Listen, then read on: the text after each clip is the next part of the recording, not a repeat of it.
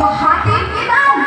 না, হাতির যে দাঁত দুটো, ওই দাঁত দুটো বাজারে চড়া দামে বিক্রি হয়, তাই মরে যাওয়ার পরেও তার দাম। তো ঠিক তেমনই ওই হাতির যদি দাঁত না থাকে তাহলে ওর কোনো দাম নেই।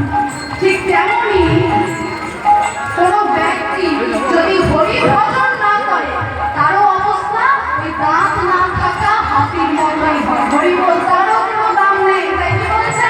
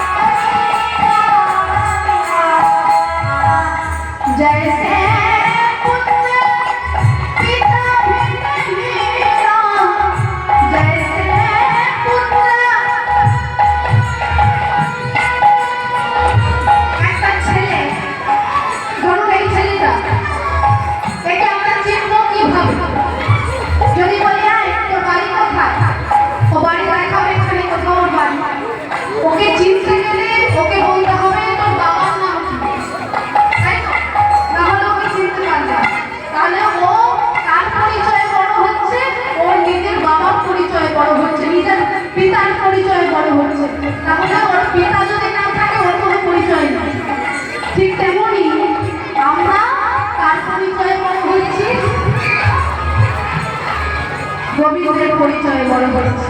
তাহলে ওই উনি হলেন আমাদের পিতা, বিশ্ব পিতা। তাই ওনার পরিচয়ে